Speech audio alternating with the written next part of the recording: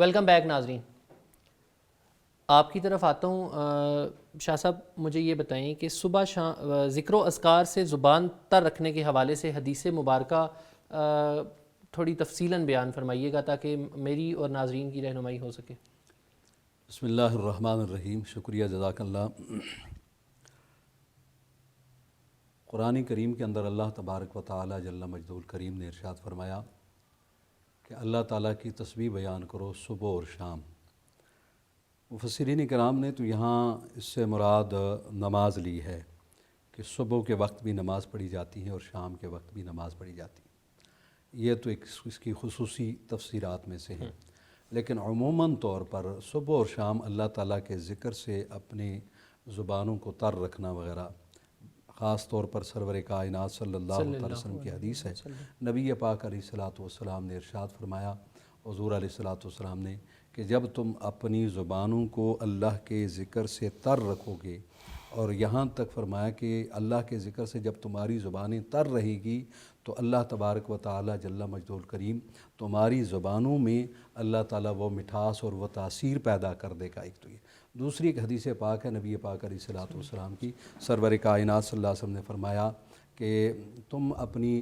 زبانوں کو اللہ کے ذکر سے تر رکھو، اور جب تمہاری زبانیں اللہ کے ذکر سے تر رہتی ہیں تو اللہ تعالیٰ کی رحمتیں تمہارے اوپر نچھاور ہو جاتی ہیں۔ سبحان اللہ۔ چونکہ ظاہر بات ہے کہ اللہ تعالیٰ کے ذکر سے اپنی زبانوں کو تر رکھنا یہ بہت بڑی سعادت کی بات ہے اور برکات کی بات ہے۔ بے شک۔ یہی سوال میرا آپ سے ہے کہ ذکر و اذکار سے زبان تر رکھنے کے حوالے سے جو حدیث مبارکہ کے اندر فرمایا گیا ہے، کہا گیا ہے، اس کو تھوڑا تفصیلاً بیان کیجیے گا۔ بسم اللہ الرحمن الرحیم۔ سب سے پہلے میں فرخ بھائی اور آپ کی پوری ٹیم کو مبارکباد بھی پیش کرتا ہوں اور آپ کا شکریہ بھی ادا کرتا ہوں کہ رمضان المبارک کے ان خوبصورت لمحات میں آپ ہر روز ایک خوبصورت ٹاپک کے ساتھ آ رہے ہیں اور اپنے سامعین کو ایک خوبصورت پیغام پہنچا رہے ہیں۔ اللہ تبارک و تعالی ہم سب کے اس عمل کو اپنی بارگاہ میں قبول فرمائے، آمین، اور ہماری نیتوں کے مطابق ہمیں اجر جزیل عطا فرمائے۔ آمین۔ سوال آپ کا ہے کہ ذکر، تو ذکر کے بارے میں اللہ تبارک و تعالیٰ نے قرآن میں واضح طور پر ارشاد فرمایا ہے، یا ایھا الذین آمنوا اذکروا اللہ ذکرا کثیرا، اے ایمان والو اللہ کا ذکر کرو اور زیادہ سے زیادہ اللہ کا ذکر کرو۔ اب ذکر کا مطلب کیا ہے کہ اللہ کو یاد کرو، بے شک، اللہ کو یاد کرنا ہے ہم نے۔ اب وہ یاد، پھر اس میں آگے سوالات بھی آپ کے پاس ہوں گے کہ یعنی یاد سے مراد یہ ہے کہ آپ نے زبان سے بھی یاد رکھنا ہے اور صبح و شام یاد رکھنا ہے، اور یاد کا یہی مطلب ہے کہ آپ کے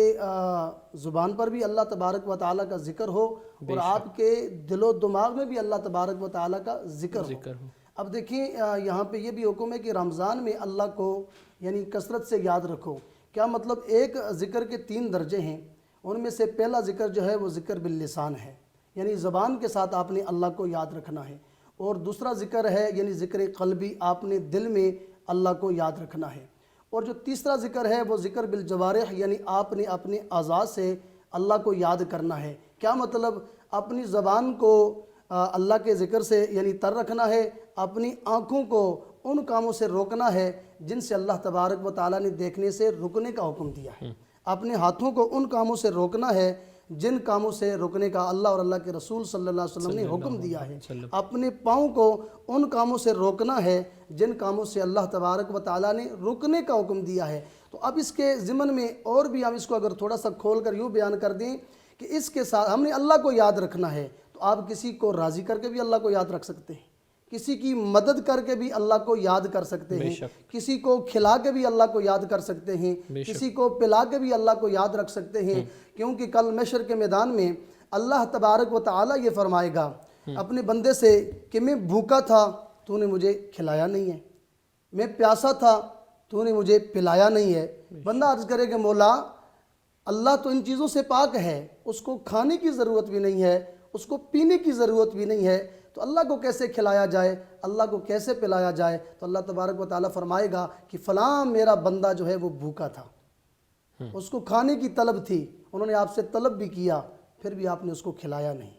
فلاں بندہ میرا جو ہے وہ پیاسا تھا، اس کو پانی کی طلب تھی، اس نے پانی طلب بھی کیا، آپ نے اس کو پانی دیا نہیں ہے، لہٰذا اگر آپ میری رضا کی خاطر اسے کھلا دیتے تو اس کا کھلانا وہ میرا کھلانا ہوتا۔ سبحان اللہ۔ آپ میری رضا کی خاطر اسے پلا دیتے تو اس کا پلانا میرا پلانا ہوتا۔ تو یہ رمضان المبارک میں اس میں یہی ہوتا ہے کہ آپ نے اللہ کو یاد رکھنا ہے، تو جہاں ہم نے زبان کے ساتھ اللہ کو یاد رکھنا ہے، اس کے ساتھ ساتھ نیک اعمال کے ساتھ بھی اللہ کو یاد رکھنا ہے، دوسروں کی مدد کر کے بھی یاد رکھنا ہے۔ وہ میرے ذہن میں آگے نا ایک لیڈیز ہیں میڈم تسنیم محمود صاحبہ، چیئر پرسن ہے یہ چھاؤں ویلفیئر ٹرسٹ کی، یعنی ان سے مجھے بات یاد آئی ہے کہ وہ ہمیشہ خود بھی کوشش کرتی ہیں اور اس کے ساتھ ساتھ یعنی دوسرے لوگوں سے بھی لے کر غریبوں تک جو ہے نا وہ ان کی مدد پہنچاتی ہیں اور ان کی ہیلپ کرتی ہیں۔ اب وہ جو ہے وہ یعنی لیڈیز ہو کر بھی اس کے ساتھ یعنی گھر کے کام کاج بھی اور اس کے ساتھ ساتھ اس نے اللہ کو راضی کرنے کے لیے اب نہ جانے کس ضرورت مند کی ضرورت اسے جنت میں لے جائے۔ بالکل ایسا ہی ہے۔ یعنی خود کے ساتھ ساتھ وہ دوسروں کو بھی ساتھ ملا کر اس کے اوپر یعنی وہ شب و روز محنت بھی کرتی ہیں، اور اس کے ساتھ مدارس ہو گئے، میرا جو اپنا ادارہ ہے شعبہ حفظ کا، یعنی جامعہ تدریس القرآن مظہر الاسلام G81 اسلام آباد، ان کے بچوں کے لیے بھی وہ کوشش کرتی ہیں، اور خصوصاً رمضان المبارک کی ان مبارک ساعتوں میں یعنی اللہ کو یاد کرنے کے لیے وہ جو اللہ کے مہمان ہیں جو مدارس میں آئے ہیں پڑھنے کے لیے، آپ ان کو راضی کر کے بھی اللہ کو یاد رکھ سکتے ہیں۔ بے شک۔ یعنی اللہ کو یاد رکھنے کا مطلب یہ ہے کہ آپ کے ذہن میں ہو کہ میں نے اللہ کو یاد کرنا ہے، تو کیسے کرنا ہے؟ جب آپ اللہ کی مخلوق سے پیار کریں گے گویا کہ آپ اللہ کو یاد کر رہے ہیں، تو گویا اگر مخلوق کا ترس ہمارے دل میں نہیں آ رہا تو ہم اللہ کو یاد نہیں کر رہے بے ہیں۔ شک۔ اگر ایک بندہ اب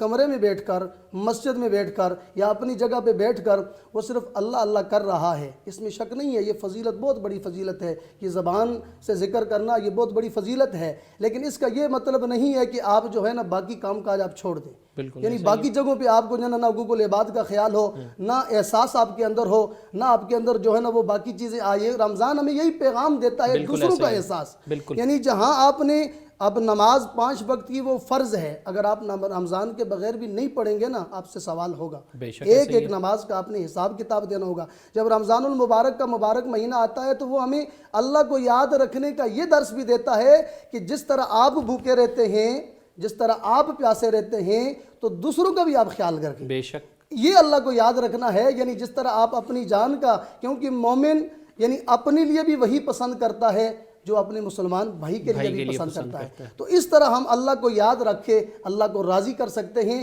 تو اللہ کو زبان سے بھی ہم نے یاد رکھنا ہے، ذکر قلبی یعنی ذکر خفی بھی ہے اس میں، یعنی دل کا جو خاموشی سے ذکر یعنی اپنی سانس کے ذریعے اللہ اللہ کرنا، اس سے بھی ہم اللہ کو یاد رکھ سکتے ہیں۔ اور ذکر بالجہر یعنی بلند آواز سے بھی آپ ذکر کر کے، عبداللہ ابن عباس رضی اللہ عنہ سے حدیث مبارکہ کے راوی ہیں، وہ فرماتے ہیں کہ اللہ کے نبی صلی اللہ علیہ وسلم جب نماز سے فارغ ہوتے تھے تو صحابہ کرام بلند آواز سے ذکر کرتے تھے، اور ان کی شور سن کے میں سمجھ جاتا تھا کہ میں نماز سے لیٹ ہو گیا ہوں، نماز ہو چکی ہے۔ تو یعنی بلند آواز سے بھی ذکر کر سکتے ہیں آپ، پست آواز سے بھی ذکر کر سکتے ہیں، اور اس کے ساتھ ساتھ دوسروں کی مدد کر کے بھی آپ اللہ کو یاد رکھ سکتے ہیں، مخلوق کی خدمت کر کے بھی آپ اللہ کو یاد کر سکتے ہیں۔ بے شک ایسا ہی ہے، مخلوق کی خدمت کر کے بھی اللہ تعالیٰ کو یاد کر سکتے ہیں، اور بے شک خلق خدا کی خدمت میں اللہ تعالیٰ کی رضا اور خوشنودی ہے، اور یہ وہ کام ہے جو جس کی جزا اور صرف اللہ تبارک و تعالیٰ نے دینی ہے۔ شاہ صاحب، صبح شام اللہ کی پاکیزگی بیان کرنے کا مطلب کیا ہے؟ کیا ہمیں یہ کہا جا رہا ہے کہ ہم دن کا بیشتر حصہ عبادت گزاری کے اندر گزاریں؟ بسم اللہ الرحمن الرحیم۔ پہلی بات تو یہ ہے کہ جس طرح کہ ابھی میں نے بات عرض کی کہ صبح و شام اللہ کی پاکیزگی بیان کرنے کا مطلب بھی یہی ہے کہ صبح و شام اللہ تعالیٰ کی عبادت کی جائے۔ اب جس طرح کہ کہا گیا ذکر خداوندی، اس کی بے شمار اقسام ہیں۔ اللہ تعالیٰ کو یاد کرنے کا مطلب یہی ہے کہ ایک تو اللہ تعالیٰ کی تسبیحات بیان کرنا، اس کی پاکیزگی بیان کرنا، اس کی بڑائی بیان کرنا، ایک تو یہ ہے۔ اور دوسرا یہ ہے کہ اللہ تعالیٰ نے جو بندے پر کچھ حقوق جو فرض کیے ہیں، ان حقوق کی پاسداری کرتے ہوئے اللہ تعالیٰ رب العالمین خالق و مالک کائنات کے احکامات کے مطابق، رسول کریم صلی اللہ علیہ وسلم کی تعلیمات کے مطابق ان کو بجا لانا، یہ بھی اللہ تعالیٰ کا ذکر ہے۔ جس طرح کہ قرآن کریم کے بارے میں کہا گیا ہے قرآن سراپا ذکر ہے، بے شک۔ تو اب ظاہر بات ہے کہ قرآن جس وقت سراپا ذکر ہے تو قرآن کریم کے اندر فقط اللہ تعالیٰ کی صفت تو بیان نہیں ہوئی نا، دیگر احکامات بھی ہیں، بالکل ٹھیک ہے۔ اللہ تعالیٰ نے اس کے اندر مخلوقات کے بھی حقوق بیان کیے ہیں اور اپنے بھی حقوق بیان کیے ہیں، بالکل اس کے اندر قصص انبیاء کرام بھی ہیں، صالحین کا تذکرہ بھی ہے۔ تو چونکہ معلوم یہ ہوتا ہے کہ اللہ تعالیٰ کے ذکر سے یہاں مراد یہی ہے کہ صبح و شام تم اللہ تعالیٰ کی پاکیزگی بیان کرو، اس کی کبریائی بیان کرو اور اس کی عظمت و شان بیان کرو، تاکہ تمہارے صبح کا آغاز بھی اس کے ذکر سے جب ہوگا تو تمہیں ہمہ وقت اس کی یاد رہے گی، اور جب تمہارا دن کا اختتام یعنی شام جب ہوگی تو تب بھی اس کے ذکر پر تمہارا اختتام ہونا چاہیے، تاکہ بندے کا رب کے ساتھ جو تعلق ہے، تعلق بندگی، وہ قائم رہیں اس کے اندر، اس ربط کے اندر کبھی وہ ٹوٹنے نہ پائے۔ تمہارا آغاز بھی اللہ کے ذکر پر اور تمہارا انجام بھی اللہ کے ذکر پر ہونا چاہیے۔ بے شک ایسے ہی۔ اچھا یہاں پر تھوڑا سا یہ بتا دیں کہ ماہ سیام کا مہینہ ہے، دوسرے عشرے کا آغاز ہو چکا ہے، تو روزہ رکھ کر روزے کے حالت روزے کے اندر کون سی ایسی عبادات ہیں، کون سا ایسا ذکر ہے جو اللہ کے زیادہ قریب ہے؟ فرمایا جاتا ہے کہ رمضان کے مہینے کے اندر اجر و ثواب کو کئی ہزار گنا بڑھا دیا جاتا ہے۔ عام روٹین کے اندر اگر کسی نفلی چیز کا ثواب نفل کے برابر ہے تو یہاں اگر نفل کریں گے تو فرض کے برابر ہے، فرض کا ثواب اس سے زیادہ بڑھا دیا جاتا ہے۔ تو بے شک اللہ تبارک و تعالیٰ کا کوئی ثانی نہیں، جزا سزا میں بھی کوئی ثانی نہیں، اس کی رحمت کے در، میں کہتا ہوں کہ ہمارے گناہوں کے اوپر تو ہمارے گناہ اس کے رحمت کے در کے مقابلے میں کچھ بھی نہیں۔ اللہ تبارک و تعالیٰ کی بارگاہ میں اگر ہم جھک کے اس سے اس کی رحمت کا سوال کرتے ہیں تو اللہ ہمیں ہمارے گناہوں کے مقابلے میں نہیں، اللہ اپنی رحمت کے مقابلے میں ہمیں جزا اور سزا دے گا۔ تو اب مجھے یہ بتائیں، اللہ کی رحمت کون سی ایسی چیز ہے کہ روزے کی حالت کے اندر یا ماہ رمضان کے اندر کون سا ایسا کام ہے جو کریں جس سے اللہ کی رحمت، اللہ خوش بھی ہوتا ہے اور اللہ کی رحمت بھی ہمارے اوپر نازل ہوتی ہے؟ پہلی بات تو یہ کہ آپ کا بہت خوبصورت سوال ہے اور اس پر میں ایک بات عرض کرنے لگا ہوں۔ نبی کریم علیہ الصلاۃ والسلام کا ایک خطبہ ہے اور بڑا جامع خطبہ ہے، بالخصوص رمضان شریف کے حوالے سے۔ حضرت سلمان فارسی رضی اللہ تعالیٰ اس کے راوی ہیں کہ رسول کریم صلی اللہ علیہ وسلم نے رمضان سے ایک دن پہلے یعنی شعبان کے آخری دن خطبنا رسول اللہ صلی اللہ علیہ وسلم، حضور علیہ السلام نے ہمیں خطبہ دیا، اور سرور کائنات صلی اللہ علیہ وسلم نے اس خطبے کا جو آغاز کیا ہے نا، وہ بھی سرکار دو عالم صلی اللہ علیہ وسلم نے ایک ایسے الفاظ سے اس کا یعنی مخاطبہ ایسا ہے کہ پوری انسانیت کو حضور نے مخاطب کیا، یا ایہا الناس قد اظلکم شہر عظیم مبارک۔ حضور علیہ الصلاۃ والسلام نے پوری انسانیت کو مخاطب کر کے، بڑا طویل خطبہ ہے، لیکن جو آپ کا سوال ہے نا اس پر میں آنے لگا ہوں کہ سرور کائنات صلی اللہ علیہ وسلم نے فرمایا وَاسْتَكْثِرُوا فِيهِ مِنْ أَرْبَعِ خِصَالٍ، فرمایا 4 چیزوں کی اس مہینے میں کثرت کرو، یعنی حضور نے خصوصیت کے ساتھ، خاص اس مہینے کے ساتھ ریلیٹڈ جو ہمیں تعلیم دی ہیں، فرمایا 4 چیزیں ایسی ہیں کہ ان کی اس مہینے کے اندر کثرت کرو۔ سرور کائنات صلی اللہ علیہ وسلم نے فرمایا خصلتین تردون بہما ربکم، فرمایا ان میں سے 2 تو ایسی ہیں نا کہ وہ اپنے رب کو راضی کرنے کے لیے کرو گے، 2 چیزیں رب کو راضی کرنے کے لیے ہیں، اور فرمایا وخصلتین لا غناء بکم عنہا، فرمایا 2 ایسی چیزیں ہیں کہ ان سے تو بغیر تمہارا چارہ کار نہیں ہے، وہ تمہاری ضرورت ہے۔ 2 ایسی ہیں جو رب کی رضا کے لیے ہیں، اور 2 ایسی ہیں فرمائیں کہ جس کے بغیر تمہارا کوئی چارہ نہیں ہے، وہ تمہاری ضرورت ہے، وہ تمہاری کی ضرورت ہے۔ اب سرور کائنات صلی اللہ علیہ وسلم فَأَمَّا الْخَصْلَتَانِ لِلَّتَانِ تَرْضُونَ بِهِمَا رَبُّكُمْ، فرمایا وہ جو 2 چیزیں ایسی ہیں کہ جس سے تم اپنے رب کو راضی کرو گے، فرمایا ان میں سے پہلی چیز فَشَهَادَةُ اللَّهَ إِلَٰهَ إِلَّا اللَّهُ، یعنی اللہ کا ذکر کرنا،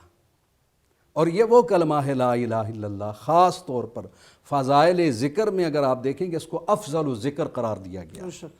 اور یہ وہ کلمہ ہے کہ موسیٰ علیہ السلام اللہ تعالیٰ کی بارگاہ میں عرض کرتے پروردگار مجھے ایسے کلمات عطا فرما دے جسے میں تجھے یاد کروں۔ اللہ تعالیٰ نے فرمایا موسیٰ لا الہ الا اللہ، عرض کی پروردگار یہ تو ساری کائنات پڑھتی ہے نا، میں تو خصوصیت چاہتا تھا کہ مخصوص کوئی کلمہ۔ رب تعالیٰ جل مجدہ الکریم نے اپنے پاک پیغمبر موسیٰ علیہ السلام کو فرمایا موسیٰ اس کلمے کی عظمت و شان یہ ہیں، ایک مرتبہ پڑھنے والے کو اتنا جو ثواب، ساتوں زمین اور ساتوں آسمان و ما فیہا، اس کو ترازو کے ایک پلڑے میں رکھ دیا جائے، اور ایک مرتبہ لا الہ الا اللہ پڑھنے کا ثواب جو ہیں وہ ترازو کے دوسرے پلڑے میں رکھ دیا جائے۔ فرمایا کہ یہ ترازو کا پلڑا جس میں ذکر کا یہ ثواب رکھا گیا، فرمایا یہ باری ہوگا، سبحان کیونکہ اللہ، اتنی بڑی عظمت والی۔ تو فرمایا پہلی چیز کیا ہے اس ماہ مقدسہ میں، فرمایا کثرت کے ساتھ لا الہ الا اللہ کا ذکر کرنا، اور فرمایا دوسری چیز سرور کائنات صلی اللہ علیہ وسلم نے، وہ بھی ذکر کے زمرے میں ہی آتا ہے کہ اللہ سے استغفار کرنا۔ فرمایا کہ دوسری چیز جو ہیں وہ وستغفرو، فرمایا توبہ کرنا، استغفار کرنا، اپنے گناہوں کی بخشش مانگنا، معافی مانگنا، ٹھیک ہے۔ اور جس طرح کہ آپ نے کہا ہے نا دوسرا عشرہ بھی شروع ہو گیا ہے جو مغفرت کا عشرہ ہے، تو سرور کائنات صلی اللہ علیہ وسلم نے فرمایا کہ دوسری چیز جس کی کثرت کرو وہ استغفار ہیں۔ اور پھر سرور کائنات صلی اللہ تعالی وسلم نے یہ بھی فرما دیا، حضور علیہ وسلم نے فرمایا کہ دو چیزیں کہ جن کے بغیر تمہارا چارہ کار نہیں ہے، وہ تمہاری ضرورت ہے۔ فرمایا پہلی چیز یہ ہے کہ اللہ سے جنت طلب کرو، اور فرمایا فاسألو، تم سوال کرو اللہ تعالیٰ سے کس کی؟ جنت کی، اور فرمایا وتعوذون من النار، اور جہنم سے، چوتھی چیز جہنم سے پناہ مانگو۔ یعنی یہ چار وہ ذکر سرور کائنات صلی اللہ علیہ وسلم نے ہمیں بتا دیے کہ جو ہمیں اس مہینے میں کثرت کے ساتھ، رمضان کے ساتھ ریلیٹڈ، اور اس کے ساتھ حضور نے منسلک کر دیا، فرمایا اس کی زیادہ کثرت کرنی چاہیے۔ تو چونکہ اس مقدس مہینے کے اندر زیادہ کثرت کے ساتھ اللہ کا ذکر، استغفار اور جنت کی طلب اور جہنم سے نجات کی دعائیں کرنی چاہیے۔ جی بالکل، یہی سوال میرا آپ سے ہے، چونکہ ماہ مبارک بڑا عظیم مہینہ ہے، اللہ تبارک و تعالیٰ نے اپنے بندوں پر بے بہا رحمتیں، برکتیں نازل فرمائی ہیں، ان کاؤنٹیبل ہیں، بحیثیت انسان، بحیثیت مسلمان ہماری عقل و دانش بے بس ہو جاتی ہے، اللہ تعالیٰ کی رحمتوں کو کاؤنٹ نہیں کر سکتی۔ اللہ تعالیٰ کے اتنے رحم و کرم ہیں، اتنے انعامات ہیں بحیثیت مسلمان اور انسان ہونے کے ناطے، تمام امت مسلمہ پر بھی اور باقی انسانوں پر بھی۔ امت مسلمہ کے لیے اعزاز یہ ہے کہ ان کے لیے دنیا کے اندر بھی انعامات ہیں اور آخرت کے اندر بھی انعامات ہیں، جبکہ غیر مسلمز کے لیے دنیا کے اندر بے بہا انعامات ہیں لیکن آخرت میں ان کا حصہ نہیں رکھا گیا۔ تو اب ماہ سیام کا مہینہ اللہ نے 11 مہینوں کے اوپر اس کو افضل قرار دے دیا کہ باقی 11 مہینے کے اندر کرنے والی عبادات کا بھی وہ بھی افضل ہیں، اس کا بھی جزا سزا ملنی ہے، اجر ملنا ہے، لیکن ماہ رمضان کے اندر کیا گیا ایک ایک فعل، ایک ایک عبادت، ایک ایک ذکر، اس کی جزا اور سزا اللہ نے کہا کہ رمضان میرا مہینہ ہے، میں خود اس کی جزا سزا دوں گا۔ باقی 11 مہینوں میں بھی جزا سزا اللہ تعالیٰ نے ہی دینی ہے، اعمال نامہ بھی ترتیب جس طریقے سے ہونا ہے اسی حساب سے جزا اور سزا کا تعین ہونا ہے، لیکن اس ایک مہینے کو خاص طور پر اسپیسیفائی کرنے کی وجہ کیا تھی، اور جو ایک اسپیسیفائی ہو گیا ہے۔ اب بحیثیت مسلمان ہمیں کیا چاہیے، ہمیں کس چیز کی ضرورت ہے کہ ہم اس مہینے کی عزت و تکریم جتنی اللہ کی طرف سے رکھی گئی ہے اس کو اسی طریقے سے ادا کر سکیں؟ بڑا خوبصورت سوال کیا۔ آپ کے سوال پر مجھے بڑا خوبصورت شعر یاد آیا کہ بے زبانوں کو جب وہ زبان دیتا ہے، بے زبانوں کو جب وہ زبان دیتا ہے، پڑھنے کے لیے پھر وہ قرآن دیتا ہے، بے شک، پڑھنے کے لیے وہ قرآن دیتا ہے، اور بخشنے پہ جب آئے وہ امت کے گناہگاروں کو، بخشنے پہ جب آئے وہ امت کے گناہگاروں کو، تو وہ تحفے میں رمضان دیتا ہے۔ سبحان اللہ، تحفے میں رمضان دیتا ہے۔ تو دیکھیں جہاں رمضان المبارک کی عبادات کا تعلق ہے تو یہ ایک نیکیوں کا سیزن ہے۔ جس طرح آپ یوں سمجھ لیں کہ منڈی میں ایک چیز کا اگر سیزن آتا ہے اور اس سیزن پہ اگر لوگ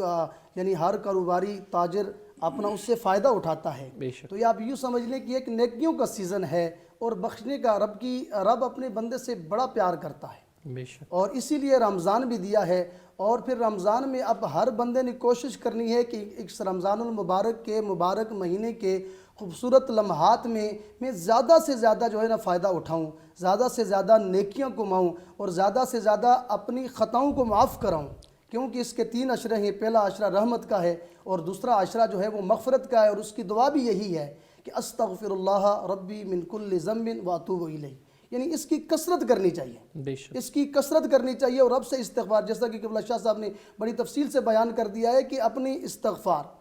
ایک تو اللہ کو یاد کرنا ہے اور ایک استغفار کرنا ہے۔ اب اس کے ساتھ ساتھ پھر ایسی کون سی چیز ہے کہ جس سے آپ سب سے زیادہ یعنی کم وقت میں زیادہ سے زیادہ نیکیاں کما سکتے ہیں، تو وہ دو چیزیں میرے ذہن میں. وہ پہلی چیز جو ہے وہ قرآن ہے. بے شک. اور شہر رمضان الذی انزل فیہ القرآن، اور یہ وہی مہینہ ہے جس میں رب ذوالجلال نے قرآن کو نازل کیا ہے. انا انزلناہ فی لیلۃ القدر وما ادراک ما لیلۃ القدر، اور لیلۃ القدر خیر من الف شہر، یعنی اسی مہینے میں وہ رات بھی ہے جو رات 1000 مہینوں سے بہتر ہے. یعنی 83 سال کی عبادت ایک طرف اور وہ رات ایک طرف. یہ اتنا عظیم مہینہ ہے. تو اس مہینے میں ہم قرآن کے ذریعے بہت زیادہ نیکیاں کما سکتے ہیں، کیونکہ قرآن اور رمضان کا چولی دامن کا ساتھ ہے. اب اس کی مثال آپ یوں دیکھ لیں کہ حدیث مبارکہ میں آتا ہے کہ آپ رمضان کے علاوہ اگر قرآن کا ایک لفظ تلاوت کرتے ہیں اس کے اوپر آپ کو 10 نیکیاں ملتی ہیں. جیسے آپ رمضان کے علاوہ آپ پڑھتے ہیں نا الف لام میم، تو یہ آپ کو رمضان کے علاوہ جو ہے نا وہ 30 نیکیاں مل گئی. لیکن رمضان المبارک میں اگر آپ وہی لفظ تلاوت کریں گے تو اس کے بدلے میں آپ کو 70 نیکیاں ملیں گی. تو آپ اندازہ لگا لیں کہ الف لام میم اگر آپ یہ پڑھتے ہیں تو رمضان المبارک کے علاوہ آپ کو 30 نیکیاں ملتی ہیں، اور رمضان المبارک میں آپ کو 700 نیکیاں ملتی ہیں. بے شک بے شک. اب اس سے بڑھ کر رمضان میں یعنی قرآن سے بڑھ کر پھر اب جب بندہ قرآن پڑھے گا نا قرآن کے ساتھ، یعنی افسوس کی بات یہ ہے کہ ہم اگر قرآن سے ہدایت نہیں لے رہے ہیں. قرآن برکت بھی ہے، قرآن نور بھی ہے، قرآن شفا بھی ہے، اور قرآن ہدایت بھی ہے. لیکن اب افسوس کی بات یہ ہے کہ ہمارا تعلق قرآن سے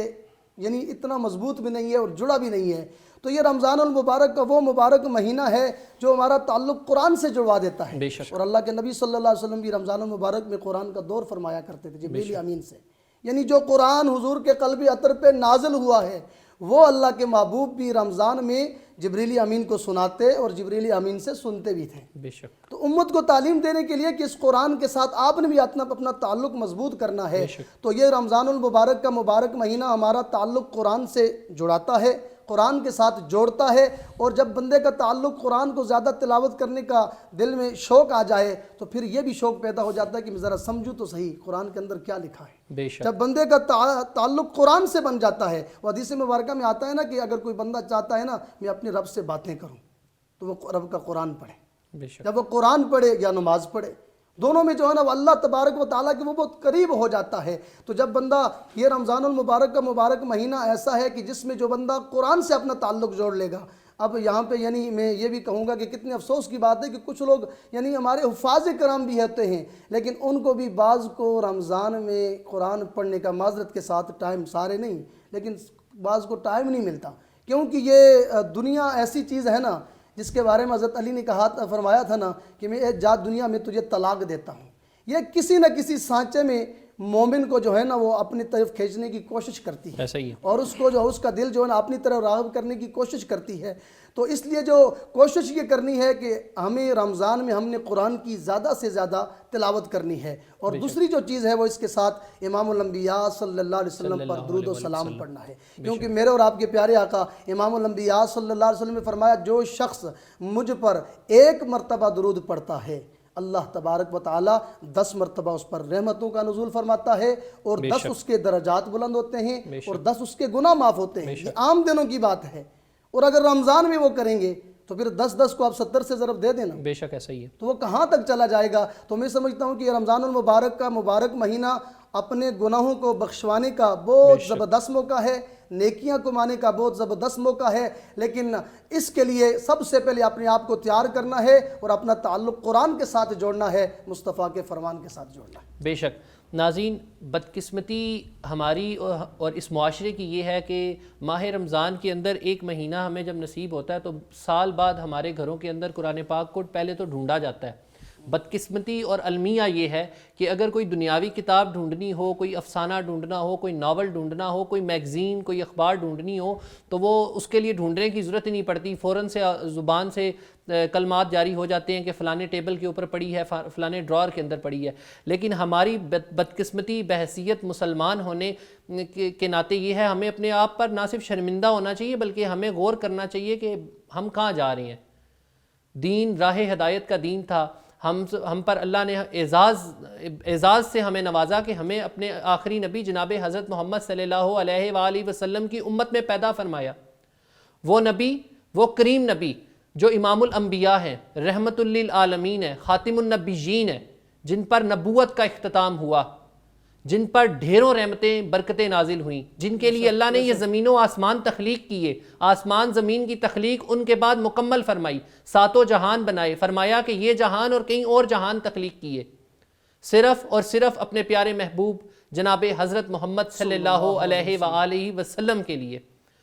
ہمیں تخلیق فرمایا، ہماری تخلیق ہوئی، ہمیں ان کی امت میں پیدا فرمایا۔ اتنے احسانات رب کریم کے کہ ہم ان کا شکر ادا کر ہی نہیں سکتے۔ اللہ تبارک و تعالیٰ نے اپنی پیاری پاک الہامی کتاب، پاک کتاب، وہ کتاب جس کا کوئی ثانی نہیں، وہ کتاب جس کی حفاظت کا ذمہ میرے رب باری تعالیٰ نے خود لیا، فرمایا کہ یہ میری کتاب ہے، اس کی حفاظت کا ذمہ بھی میں خود لیتا ہوں۔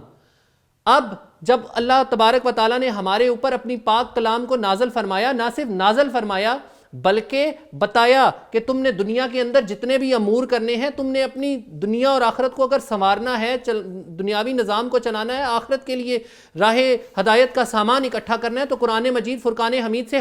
ہدایت لو۔ بحیثیت مسلمان ہم لوگ اگر قرآن مجید فرقان حمید کو کبھی نعوذ باللہ من ذالک ڈھونڈنا پڑے تو ہمیں ملتا ہی نہیں ہے، کہیں ایسے بدبخت گھر ہیں جہاں موجود ہی نہیں ہے۔ تو ہمیں بحیثیت مسلمان ہمارے اوپر ایک سوالیہ نشان ہے۔ یہ سوالیہ نشان میں آپ لوگوں پہ بھی چھوڑے جا رہا ہوں کہ سوچیں، غور کریں۔ یہ مختصر سفر جس دن ختم ہونا ہے، ہمارے پاس جواب دہی کے لیے رستہ ہی کوئی نہیں ہونا۔ جب ہمارے سامنے کرامن کاتبین نے ہمارے کھاتے رکھنے اور ہمارے سے سوال و جواب شروع کرنے ہیں اللہ تبارک و تعالیٰ نے، تو وہاں ہمیں شرمندگی ہونی ہے۔ جب قبر کے اندر ہم لوگوں نے جانا ہے اور وہاں ہم سے حساب و جواب ہونا ہے اور سوال و جواب پوچھا جانا ہے، بھائی بتاؤ تم نے دنیا کے اندر رہ کر یہ کیا، تمہیں ہم نے جوانی دی، تم نے یہ کیا، تم نے جوانی کے اندر تمہیں ہم نے اس مقام پر بٹھایا، تم نے یہ کیا، تمہیں بڑھاپے کی حالت میں پایا تو تم نے یہ کیا، تو تب بحیثیت مسلمان کیا ہم غور کریں گے؟ ان سوالوں کے جواب ہمارے پاس موجود ہیں۔ صرف مسلمان ہونے کے ناطے بخشش نہیں ہونی، بلکہ اپنے پیارے نبی جناب حضرت محمد صلی اللہ علیہ وآلہ وسلم کا امتی ہونے کے ناطے ہمارے اوپر زیادہ ذمہ داریاں عائد ہوتی ہیں کہ ہم اس پیارے نبی کی امت میں ہیں جنہوں نے ہماری بخشش کے لیے دعا مانگی، جنہوں نے رو رو کر گڑ گڑا کر اللہ تبارک و تعالیٰ کی بارگاہ میں ہماری بخشش کی دعا مانگی۔ ہم سے پہلے امتوں کے ماتھے کے اوپر اگر کوئی گناہ کیا جاتا تھا، کوئی غلط کام کیا جاتا تھا، کوئی بدکاری کی جاتی تھی، کوئی غلط فعل کیا جاتا تھا تو لکھ دیا جاتا تھا، کوئی پردہ نہیں تھا۔ ہمارے لیے یہ اعزاز ہے کہ بحیثیت اپنے پیارے نبی جناب حضرت محمد صلی اللہ علیہ وآلہ وسلم کا امتی ہونے کے ناطے ہمارے عیبوں پر پردہ ڈالا گیا، ہمارے عیبوں کو چھپایا گیا۔ وہ اس لیے نہیں چھپایا گیا کہ ہماری غلطیوں کی اور ہمارے گناہوں کی لائن لگ جائے، وہ اس لیے چھپایا گیا کہ اگر ایک غلطی ہوتی ہے تو اس پر نادم ہو کر اپنے رب کے حضور جھک جائیں۔ اللہ کو جھکنا پسند ہے، جب ہم جھکیں گے تو اللہ ہم نہ صرف ہمارے گناہوں کو معاف کرے گا، اور جھک کر یہ نہیں کہ آج جھکا، آج معافی مانگی اور کل دوبارہ اس گناہ کو سرزد کر دیا، نہیں، اللہ کی بارگاہ میں جھک کر اس گناہ کی پکی معافی مانگی کہ یا باری تعالیٰ اس دفعہ یہ گناہ سرزد ہوا، آج معاف فرما، تا قیامت یہ گناہ دوبارہ ہم سے سرزد نہیں ہوگا۔ مزہ تو پھر ہے، پھر ہم مسلمان کہلانے کے حقیقی معنوں میں حقدار ہیں، نام کے مسلمان نہیں۔ ہم اس پیارے نبی جناب حضرت محمد صلی اللہ علیہ وآلہ وسلم کی امت میں سے ہیں جنہوں نے اپنی پوری کی پوری زندگی ہمارے سامنے رول ماڈل رکھ دی۔ اس وقت جتنی تکلیف، جتنے مصائب کا سامنا کرنا پڑا دین اسلام کی ترویج کے لیے، اور جس صورت میں ہمارے پاس پہنچا، ہم اگر غور کریں، فکر کریں تو بحیثیت مسلمان ہمیں اپنے آپ کو اور ہمیں اپنے اعمال کے اوپر شرمندگی ہوگی۔